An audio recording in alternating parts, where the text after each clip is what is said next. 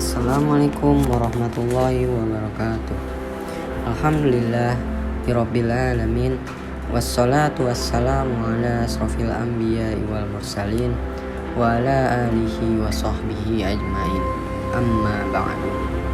Qabla bidayati hadza video uridu an u'arrifakum nafsi. Ismi Muhammad Firly Azam.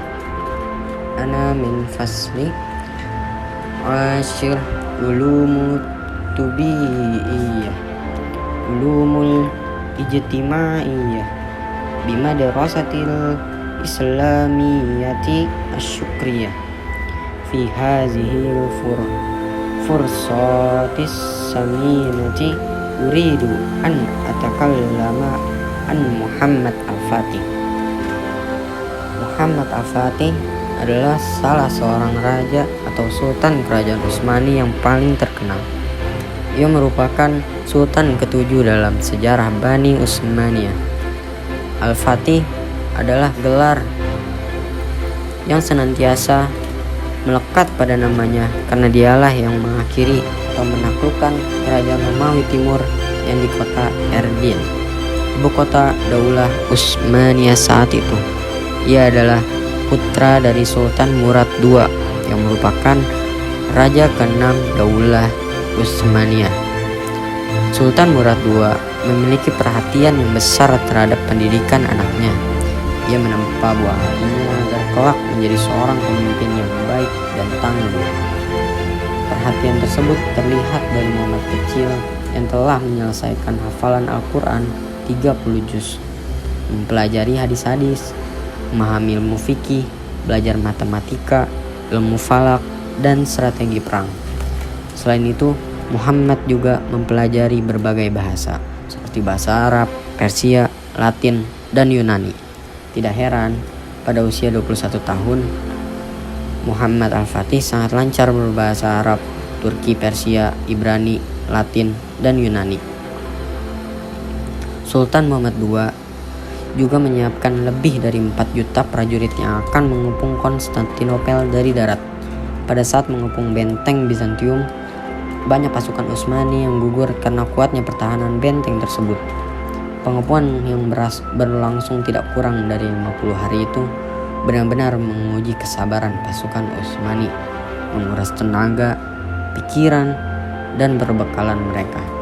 Pertahanan yang tangguh dari kerajaan besar Romawi ini terlihat sejak mula sebelum musuh mencapai benteng mereka.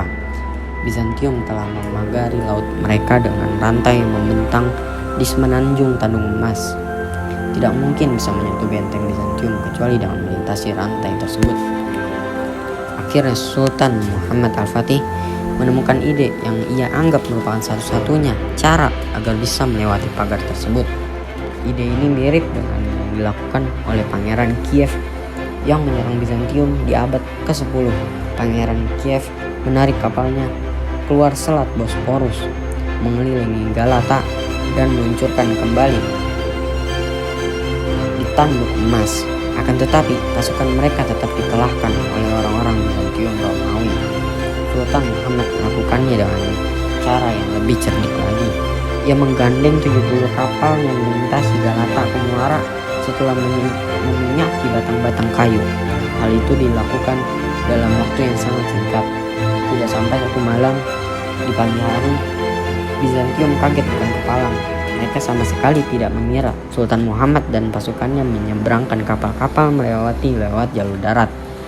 70 kapal laut diseberangkan lewat jalur darat yang masih ditubuhi pohon-pohon besar, menebangi pohon-pohonnya, dan menyeberangkan kapal-kapal dalam waktu satu malam adalah suatu kemustahilan menurut mereka. Akan tetapi itulah yang terjadi. Peperangan dahsyat pun terjadi. Benteng yang tak tersentuh sebagai simbol kekuatan Bizantium itu pun akhirnya diserang oleh orang-orang yang tidak takut akan kematian. Akhirnya kerajaan besar yang berumur 11 abad itu jatuh ke tangan kaum muslimin. Peperangan besar itu mengakibatkan 265.000 pasukan muslim gugur.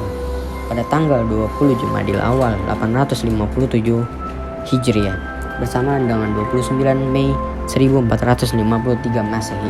Sultan Al-Ghazi Muhammad berhasil memasuki kota Konstantinopel. Sejak saat itulah ia dikenal dengan nama Sultan Muhammad Al-Fatih, penakluk Konstantinopel. Pada bulan Rabiul Awal 886 Hijriah atau 1481 Masehi, Sultan Muhammad Al-Fatih pergi dari Istanbul untuk berjihad. Padahal ia sedang dalam kondisi tidak sehat. Di tengah perjalanan sakit, ia derita kian parah dan semakin berat ia rasakan. Dokter pun didatangkan untuk mengobatinya. Namun dokter dan obat tidak lagi bermanfaat bagi sang sultan. Ia pun wafat di tengah pasukannya pada hari Kamis, tanggal 4 Rabiul Awal 886 Hijriah atau 3 Mei 1481 Masehi. Saat itu Sultan Muhammad Al-Fatih berusia 52 tahun dan memerintah selama 31 tahun. Ada yang mengatakan wafatnya Sultan Muhammad Al-Fatih karena diracuni oleh dokter pribadinya, Yakub Basha. Allahu alam, tidak ada keterangan yang bisa dijadikan sandaran kemana Sultan Muhammad II atau Sultan Muhammad Al-Fatih hendak membawa pasukannya. Ada yang mengatakan beliau hendak menuju Italia untuk menaklukkan Roma. Ada juga yang mengatakan menuju Prancis atau Spanyol sebelum wafat. Muhammad Al-Fatih mewasiatkan kepada putra dan penerus tahtanya Sultan Bayazid II agar senantiasa dekat dengan para ulama, berbuat adil, tidak tertipu dengan harta, dan benar-benar menjaga agama baik untuk pribadi, masyarakat, dan kerajaan. Mungkin sekian dari saya, hanya itu podcast dari saya. Mohon maaf bila ada kesalahan datangnya dari saya dan kebenaran datangnya dari Allah Subhanahu wa taala. Kurang lebihnya mohon maaf.